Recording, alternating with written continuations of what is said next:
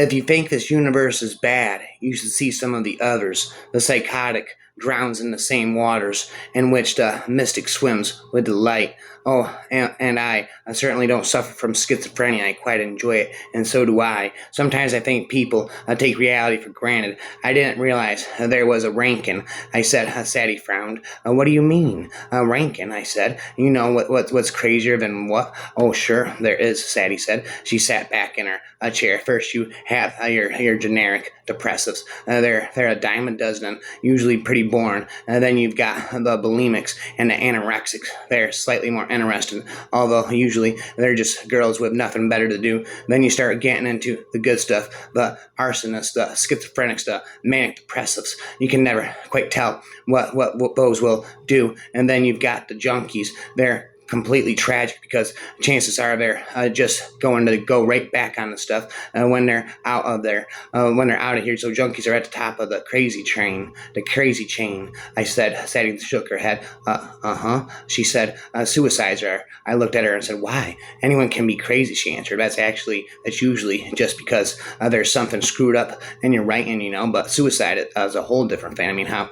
much do you have to hate yourself to just want to wipe yourself out? Well, no. I think a lot of psychopaths are just geniuses who drove so fast that they lost control. Well, swallowing my leg hole into a black hole like an egg roll. Believing something existed and then finding out it didn't was like reaching the top of the stars and thinking there was one more step. Knowing that you're crazy doesn't make the crazy thing stop happening. Knowing that you're crazy doesn't make the crazy thing stop happening. I didn't have the luxury of taking reality for granted, and I wouldn't say I hated people who did. Because that's just about everyone. I don't hate them. They didn't live in my world, but that never stopped me from wishing I lived in theirs. Rappers beware, and in my opinion, our healthcare system has failed when a doctor fails to treat illness that is treatable. And am I a mindless fool? My life is a fragment, a disconnected dream that has no continuity. I am so tired of senselessness. I'm tired of the music and that my feelings sing the dream music. Spitting there, and schizophrenia cannot be understood without understanding despair. The only thing you have for measuring what's real in your mind is what happens. Will happen when your mind becomes a pathological liar. Schizophrenia cannot be understood without understanding despair. Rappers beware. The LSD phenomenon, on the other hand, is to me at last more interesting. It is an intentionally achieved schizophrenia with the expectation of a spontaneous remission, which, however, does not always follow yoga to his intentional schizophrenia. One breaks away from the world plunging inward, and the ranges of vision experienced are in fact the same as those of the psychosis. But when then is the difference? What is the difference between a psychotic or LSD experience and a yogic or a metaphysical or a mystical? The plunges are all into the same deep inward sea of that. There can be no doubt that the symbolic figures encountered are in many instances identical, and I shall have nothing more to say about those in a moment. But there is an important difference. The difference, to put it sharply, is equivalent simply to that between a diver who can swim and one who cannot. The mystic endowed with native talents for this sort of thing, and following stage by stage the instruction of the master, enters the waters and finds he can swim, whereas the schizophrenic, unprepared, unguided, and ungifted, has fallen or has intentionally plunged and is drowned. My good fortune is not that I've recovered from my mental illness. I have not, nor will I ever. My good fortune lies in having found my life rhymes. I am moving ahead, as always, knowing deep down inside that I am a good person, that I am worthy of a good life rhymes. My children are schizophrenics. My children of schizophrenics. My children of schizophrenics are a great secret keepers. The ones who don't want you to think that anything is wrong. Taking hints from the freestyle bond. What we call normal is a product of repression, denial, split, and projection, introjection, and other forms of destructive action or experience. The thing that is so wrong about being mentally ill is the terrible price you have to pay for survival. You can't be beaten by something you laugh at, spat at. The drug I take is called schizophrenia. The drug I take is called schizophrenia, among other labels, which I desperately want to put away. I want to put the drug of schizophrenia down, and I want to put down the stigma surrounding that label. There's a tremendous need to implode the myths of mental illness, to put a face on it, and to show people that a diagnosis does not have to lead to a painful and a bleak life. We who struggle with these disorders can lead full, happy, productive lives if we have the right resources. It's more than that now. I can't tell the difference between what's part of me and what's not. I should already know what my thoughts are never alone. Spend it's never end until the end of time. The infinite rhymes all night. It's not that I'm suffering inside a prison. It's that I am the prison. I'm the cell, the bars, the locked door. I'm a scream. No one hears. I scream. No one hears. Spitting, drinking all these beers. I might live in chaos, but love still anchors me. I might live in chaos, but love still anchors me. My imagination ignited. Once again, I kept staring at my reflection. My delusions of grandeur formed a shape on their own, and my reflection in my double reality. Sometimes surviving the darkness is the most heroic thing that we do. There's this ache in me. There's this ache in me, a sweet maddening ache, because I haven't even touched you, and yet I already crave a lifetime of your presence. It's like my soul remembered you before my body ever had the chance. I don't just want to be near you. I want to belong to a world that we created together. And so I stayed, and away goes the day. In the 18th century, physicians only suspected that insanity was a genuine illness. Today, they are sure of it. Yet the evidence for this belief is still only the fact that crazy people often talk crazy. Thus, in a recent review of the puzzle of schizophrenia, Left 1991 was forced to acknowledge that the diagnostic concept remains fluid, because there is no pathological test for schizophrenia. For psychiatrists, it remains unthinkable that the crux of the matter may be not that there is no test for schizophrenia, but there is no schizophrenia from crazy talk, thought disorder, or psychiatric arrogance. I want out of the labels. I don't want my whole life crammed into a single word, a story. I want to be fine. I want to find something else, unknowable, blank, unknown, undefined. I'm even uncertain, never ended. Now I no longer saw impossibility in the mirror. Now I no longer saw impossibility in the mirror. When I carry is mine now. What I carry is mine now. A private apocalypse, constant and precise. I open my eyes, and the room is on fire, completely unconcerned.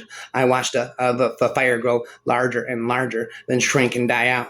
I looked into the mirror, and everything came alive. My delusions, my dreams were burying everything within reality. I've been able to find some meaning in schizophrenia, which helps me redefine how I see myself. I don't write. I don't spit to be admired. I spit to survive rhymes. I suppose I became a ghost long before I died, or maybe I was never born at all. But my puppet, my echo, my alibi, he lives the life I never could, and is a disease, the master puppeteer. Together we dance alone. We're not, where we rot together. Together we dance alone, we rot. It's not schizophrenia. It's not schizophrenia. It really is an orchestra without a conductor. Some days I am all the instruments at once. Other days I am silence. But always the music aches. The music just aches always. Personality projection as well, documented in fact. It's the second most common cause of so-called demonic personality projection as well, documented in fact. It's the second most common cause of so-called demonic possession. The most common being schizophrenia. The most common being schizophrenia. The world surrounding me possesses an undeniable beauty, yet it has fundamentally shattered every aspect of my being. From the ruins of our past. From the ruins of our past, we rise not as who we are, as who we were, but as who we choose to become. Pain carves its lessons into our bones, but it is in the rebuilding that we discover our true power. The world may wound us, but our resilience is the masterpiece. We are not what we have lost. What we are, what we create from it. Spitting. I find it hard to understand how certain people can be such an essential component of someone's life, and one day and then just disappear the next. Shouldn't that be able to endure forever and ever? The rhyme of forever. We lose hope in an endless cycle of distress. To overcome our problems and find peace, we must realize we need a simple viewpoint, a shift, focusing on the present and moving slowly. We should choose positivity, appreciate our blessings, and be satisfied regardless of hope. Once we see results, we can keep going. We believe in our influential minds can handle this, and shadows deep. I tread once more, a whispered wish. to close the door. Yet when the light breaks through the night, I still ponder the fate and fight. Oh Jesus, embrace me now. This I do not desire, and not in the least the akathesia, a relentless tide, and the long weary battle with withdrawals. A grip hath shattered my spirit and left me undone, and now I choose to close this chapter, to find peace in the silence that follows, to endure when every fiber of your being pleads for reprieve, to persist even as despair gnaws at the edges of your soul. Is the quietest yet most profound form of courage. It is not in the glitter of moments of joy that our strength is revealed, but in the shadows, what we're merely continuing as an act of rebellion against the void. And I'm finding it difficult to keep my head above water in this chaos. I'm finding it difficult to keep my head above water in this chaos. I sense that I have moved beyond this reality. Oh yes, in this tumultuous journey of presence, we discover ourselves simultaneously lost and found, wandering through the shadows of our self-imposed turmoil and hell. Each of us lives with unseen but profoundly felt battles that are invisible to others. However, within those struggles lies the incredible power of resilience, a force that can help us triumph over any challenge. There is a possibility that the world would misinterpret us, but the perspective of others does not define our strength. Instead, it is our refusal to give up. Beauty and tragedy can coexist, just as hope and the human spirit away amid the chaos and the trials life gives us. There lies an extraordinary power in choosing love, resilience, and gratitude through every moment, no matter how fleeting. And we discover the beauty of simply living in the light we can offer to others. When our eyes meet the world and our minds weave stories within it, we are not merely observers but artists, painting our fleeting masterpiece of existence. Embrace the brushstrokes of each moment, for life is a canvas meant to be cherished, not just viewed. I learned how certain events can trigger illnesses in anyone's brain that would have otherwise lain dormant for the patient's entire lifetime. At any point, any one of us might take a wrong turn and tip over into a false reality, a wrong marriage, a bad breakup, a mix-up, and the DMV in our lives might be different forever, spent rapid forever. Even in the most breathtaking moments, the weight of my existence remains unbearable. Technology offers no salvation. I despise it. If any refuge is left in this unraveling mind, it lies in the fleeting embrace of desire, the numb surrender of oblivion, or perhaps nothing at all, and yet love lingers haunting and relentless even in the depths of regret. A chorus of voices, each screaming to be silenced, trapped in the body that feels like a prison, a relentless symphony of self-loathing, where every breath is a reminder of the unbearable weight of existence. The cure for a broken heart is self-love, and the intricate dance of existence. I have learned to waltz with the shadows, finding solace, and the understands that light and darkness are both two sides of the same coin. It can be quite challenging to constantly remind ourselves that the reality we experience is merely a construct of our own minds, despite our efforts to ground ourselves in the present. We often find ourselves again caught up in the illusion of this fabricated world. However, it is imperative that we do not lose sight of the fact that none of this is real. The material possessions, societal norms, and societal expectations that we often place great value on are merely man-made constructs. It is crucial to maintain a sense of detachment and perspective, and to remember that ultimately true reality lies beyond the physical realm. I assume that the rules change for languages, fortuitous appearance, natural selections, decision. What was a no-brainer, so to speak, the brain of modern sapiens, with their more intense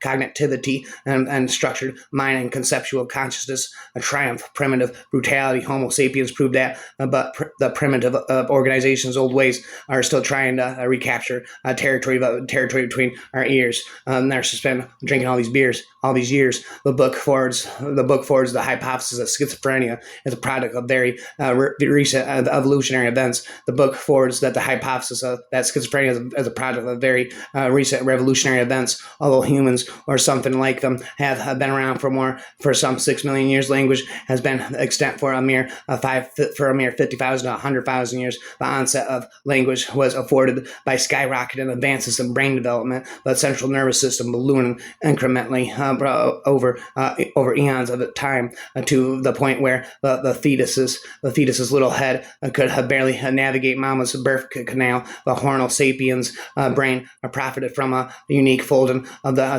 cerebral cortex, allowing for greater speed and a sly adaptness, a symbol formation that led to speech. But in the mood disorders, uni and bipolar, we see a return to more primitive primary process ruminating without the loss of adult cognitive rules. Major depression is returned to primitive hibernation state without the wholesale collapse and logical processes that we see in schizophrenia. It shifts the usual thought pattern from secondary to primary process thinking, the embattled autopilot of the past 6 million years or so. If happiness is a modern invention, depressive return to the affective state of the hibernating cave dweller. A mania, on the other hand, is a desperate flight from a dreaded depression and encapsulates the level of primitivity imposed by a never-ending nightmare on earth. Has plagued my life.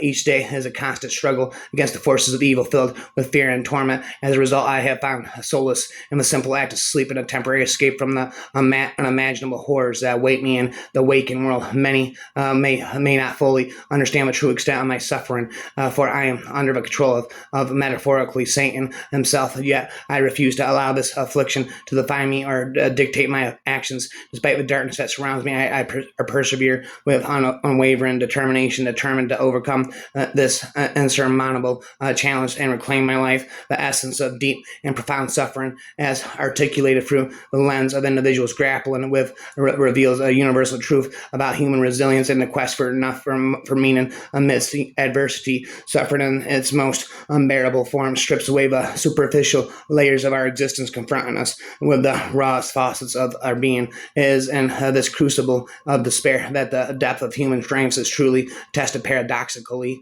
where the seeds of hope are sown. Throughout history, philosophers, poets, and survivors of great hardship have all echoed a similar sentiment. There is a profound transformation that occurs in the heart of suffering. It is not merely an ordeal to be endured, but a powerful catalyst for growth and self-discovery. The pain that once seemed to diminish us eventually serves to expand our empathy, deepen our understanding of life's fragility, and embrace and enhance our appreciation for moments of joy and connection. And the narrative of overcoming the raw and unrelentless nature of such suffering becomes a testament to the indomitable human spirit. This condition, characterized by an inner relentlessness that can torment the mind and body, becomes a battleground upon which the battle for mental and emotional freedom is fought. The victory hard won lies not in eradicating the condition, but in mastering the art of resilience and discovering that hope is not obliterated by despair, but made more precious by it. To conclude, deep and profound suffering is an unyielding force capable of either crushing the human spirit or refining it into something stronger and more beautiful. The choice of which direction we turn depends largely on our ability to find meaning in our pain, to reach out for support, and to believe in the possibility of regeneration. Like the phoenix rising from the ashes, individuals who traverse the dark night of the soul can emerge transformed, bearing the scars of their battles as badges of honor. Experiences whisper to us of the extraordinary resilience that resides within, urging us to keep moving forward even when every step seems impossible. The power of the human spirit is to transcend suffering, reminds us that even in our darkest moments there is always a path leading towards the light. Rhymes, if anything, please take solace in the fact that you are not burdened with my existence, spent not near and bewildered, and in the quiet corners of existence we grapple with our perceived insignificance, yet relentlessly chase dreams. But be aware, for these very aspirations can blur our vision of reality. Instead of fixating on distant horizons, let us savor the present, our most precious currency. Aim at fractured identities and fleeting emotions, find solace in imperfection, and weave a meaning from the void.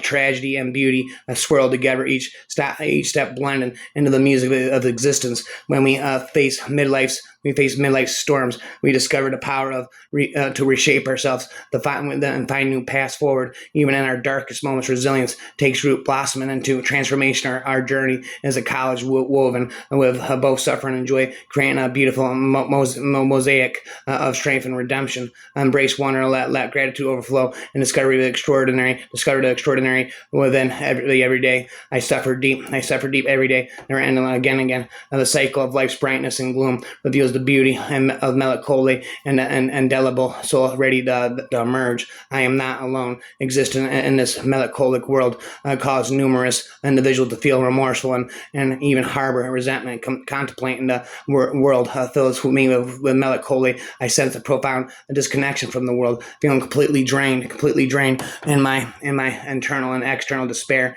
and indifference. I find myself filled with regret and eagerly await the conclusion. I believe my overwhelming anxiety has transformed into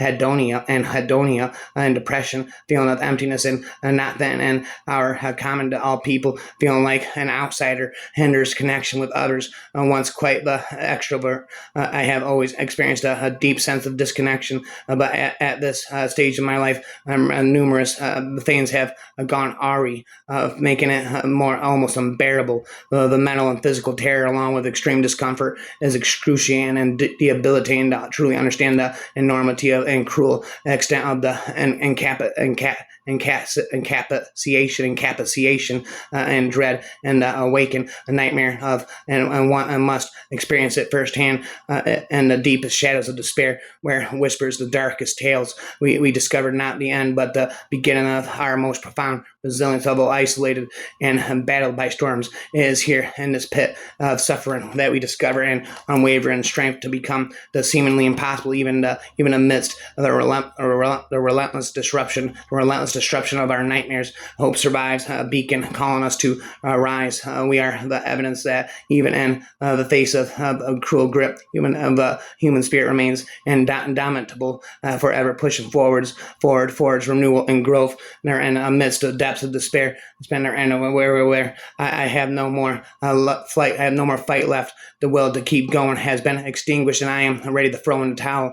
I'm on the verge of giving up. Everything feels meaningless now. My heart is empty, and I can't see any light for the future. This unbearable weight of despair seems never ending, casting the shadow of hopelessness over everything. It is impossible to accept that there are no overall controllers, that the closest thing we have to rule and powers now are nebulous, unaccountable, interests exercising corporate irresponsibility. They're spent rapidly for all of eternity. They're spent infinitely, never endingly for all eternity. Never endingly for all eternity. It makes sense to pay heed to our past, even though the demands we place on our bodies and minds are now vastly different. We are still in the midst of the course correction that's happened all around us, but we don't see it, and we do notice it. And when things screw up, the process illnesses can be considered evolutionary misfires if they do not meet the criteria of Darwin's rules regarding genetic principles that usually lead to extinction. When we as civilized adults dream, we work our way back to the primitive organization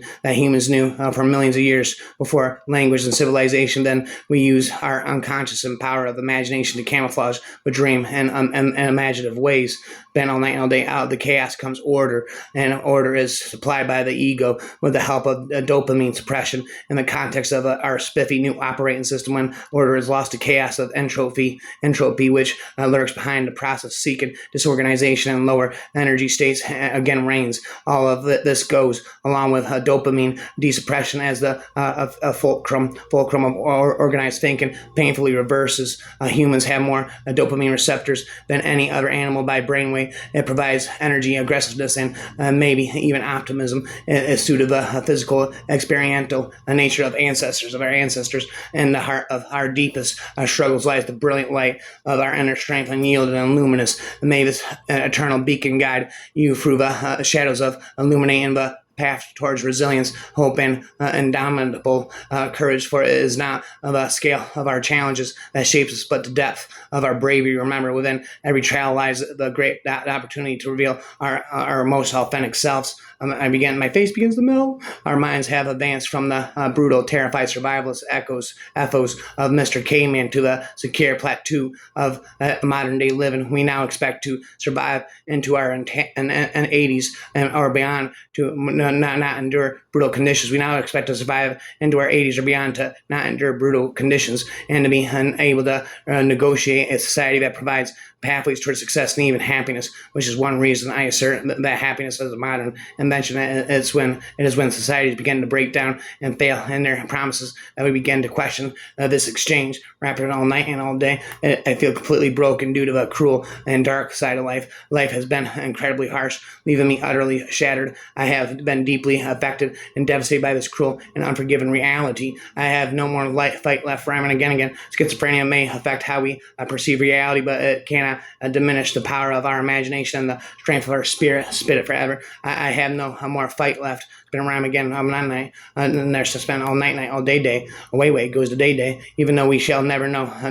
Living with schizophrenia requires immense courage and resilience as we navigate our world that may not always understand to accept us. But let us remember that our experiences and perspectives are valid, and that our journey has the potential to inspire and empower others. Never tickle your vanity with a vanity press. Always go indie and never pay to get it published. Spend never end then spend more about the world can be divided into good and evil. I am the side of justice. If I am on the side of good, then someone has to be on the side of evil. Without someone to play the villain, I can't exist. And then who is going to protect the world? And it spins and it whirls and it swirls and it twirls out there and on my own world. My channel is my own world as it spins and it whirls and it swirls and it twirls in the deepest shadows of despair.